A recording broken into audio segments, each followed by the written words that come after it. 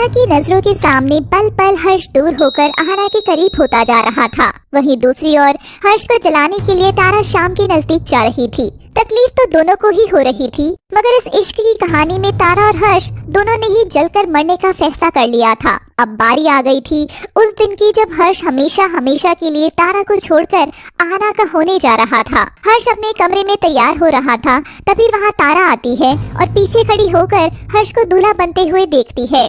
अच्छी लग रही हो हर्ष। अच्छा क्यों नहीं लगूंगा, आखिर अब मैं शादी करने जा रहा हूँ, वो भी ऐसी लड़की से जो मुझे छोड़कर नहीं जाएगी, मेरे सुख दुख में हमेशा साथ रहेगी। हाँ सही कहा तुमने, ऐसी शादी तुम डिजर्व करते ही थे। मेरे साथ तो तुम इतने अभागा थी कि तुम्हें तो देखो दूल्हा बनने तक का मौका नहीं मिला था, मगर आज देखो कितने जच रहे हो तुम। भगवान तुम्हारे चेहरे की इस नूर को बनाए रखे। लाओ काला टीका लगा देती हूँ। और तारा अपनी आँख से काजल निकालकर जैसे ही हर्ष को लगाने लगती है, तभी हर्ष उसका हाथ रोक लेता है। अपने प्यार की कालिख लगा रही हो तारा। खालिक कलंक नहीं, इश्क है काजल पिया। तुमको क्या लगता है हर्ष, हमारा मिलन अधूरा रहा तो हमारी कहानी दुनिया के लिए कलंक बन गई? मेरी दुनिया तो तुम ही थे। तुम क्या सोचते हो बस मेरे लिए यही जरूरी है? क्या सोचते हो, मैं तुम्हारे लिए कलंक थी या काजल? और तारा मुस्कुराकर पलट कर जाने लगती है, तभी हर्ष उसका हाथ पकड़ लेता है। अपने हाथों से सहरा मुझे पहना कर जाओ ना तारा। अब जब इतना कर ही रही हो तो आज मेरी शादी में नाचोगी ना तारा? मैं तुम्हें आखिरी बार नाचते गाते देखना चाहता हूँ। तारा हर्ष को सहरा पहनाती है। हाँ जरूर, क्यों नहीं। अरे आज तो मेरी याद की शादी है, आज झूमेंगे भी और गाएंगे भी यारो। और फिर बस इस कैद से आजाद होकर मैं कल लौट जाऊंगी अपनी असली पहचान में फिर से। मेरा घर, मेरी पहचान, माला की हवेली, मेरा तवायफ खाना। हाँ सही कहा तुमने, शायद तवायफ होना तुम्हारे लिए वैसे ही है जैसे मछली के लिए जल। मैं चाह कर भी तुम्हें उससे दूर ले जाकर खुश नहीं रख पाऊंगा। कोई नहीं, अब हम तुम दोनों ही खुश रहेंगे, हमेशा खुश। अलविदा हर्ष। अलविदा तारा। और तारा कमरे से बाहर जाते हुए गुनगुनाने लग जाती है। जो तेरे न हुए तो किसी के न रहेंगे, दीवानी मैं तेरी, तू मेरा पागल पिया। कलंक नहीं, इश्क है काजल पिया। और फिर वो घड़ी आती है जब हर्ष दूल्हा बनकर स्टेज पर बैठा हुआ था और उसके बगल में आहना दुल्हन बनकर बैठी थी। हर्ष अभी भी सोच लो, आर यू श्योर ना? मुझे तो अभी भी समझ नहीं आ रहा आखिर तुम ऐसा क्यों कर रहे हो। तभी हर्ष की नजर शाम के ऊपर पड़ती है और वह अपना फैसला फिर से पक्का कर लेता है। तुम मुझे तकलीफ में देखना चाह रही हो ना तारा? तो लो, उससे कहीं ज्यादा तकलीफ अब तुम्हें होगी। शायद प्यार करने का यही अंजाम होता है, जल जाते हैं अक्सर शमा के करीब जाने वाले पतंगे। हाँ ना, मैं एकदम श्योर हूँ, मुझे करना है, मुझे करना है तुम्हारे लिए, अपने परिवार के लिए और शायद मेरे लिए भी। आहना हर्ष का हाथ थाम लेती है। तभी हर्ष देखता है कि तारा भीड़ में से अचानक एकदम गायब हो गई। हर्ष की नजरें भीड़ में बार बार उसे ढूंढ रही थी, मगर तारा उसे कहीं नजर नहीं आई थी। मगर उसका दोस्त श्याम तो वही खड़ा था। स्टेज के बाद आहना और श्याम मंडप में जा बैठते हैं, मगर हर्ष का बेचैन मन बार बार तारा को ही ढूंढ रहा था। तारा तुमने तो बोला था कि तुम शामिल होगी मेरी खुशियों में, तो फिर आके कहाँ हो तुम? सड़क पर नंगे पांव चल रही तारा की हवा में उड़ते बिखरे बाल और उसकी सूखी आंखें बता रही थी कि वह हर्ष और अपने रिश्ते को कितना पीछे छोड़कर आ चुकी है। तभी कल की तरह ही फिर से उसके कदम उसी ऊंची बिल्डिंग के बाहर जाकर रुक जाते हैं जिस पर लिखा था कमला नर्सिंग होम। बिल्डिंग का नाम पढ़ते ही अचानक से तारा फूट फूट कर रोने लगती है और उस बिल्डिंग के अंदर चली जाती है। फेरों के लिए खड़े हो जाइए। और आहना और हर्ष दोनों फेरों के लिए खड़े हो जाते हैं और फेरे लेने लगते हैं। जानकी और विक्रम ये देखकर बहुत खुश हो रहे थे।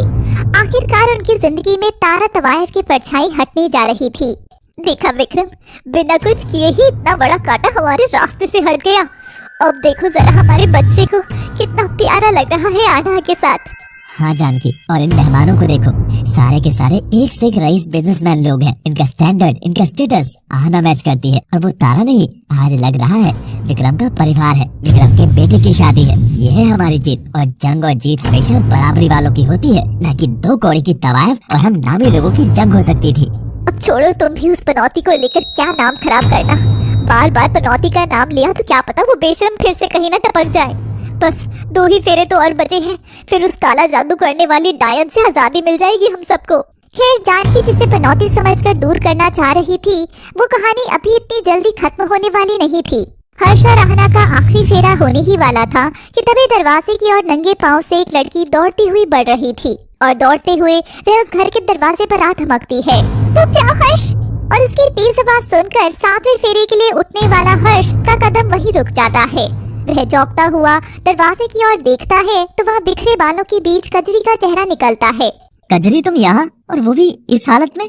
कजरी हाँफते हुए मंडप की ओर बढ़ रही थी कि तभी विक्रम कजरी का हाथ पकड़कर उसे रोकने लगता है। तुम गरीब बस्ती की औरतें सुधरोगी नहीं ना? हमारे घर को भी अपनी बदनाम गली समझ बैठी हो क्या तुम सब, जो जब जी चाहा मुंह उठाकर आ गई? निकल लड़की यहाँ से, ये मेरे बेटे की शादी है, तेरा कोठा नहीं जो मुजरा करने के लिए आ गई। सीट में चली जाऊंगी, बस एक बार मेरी बात तो सुन लो। एक बार मुझे हर्ष बाबू से बात करने दो, मुझे उनको बहुत जरूरी बात बतानी है। हर्ष बाबू, बस मेरी एक बात तो सुन लो। बाबू प्लीज, मैं आप सबके आगे हाथ जोड़ रही हूँ। कजरी की बेबसी देख सब लोग हैरान थे, मगर जानकी और विक्रम को दया नहीं आई। विक्रम कजरी के बाल पकड़कर उसे जमीन पर घसीटते हुए बाहर फेंकने को हो ही रहा था कि तभी हर्ष जोर से चिल्लाता है।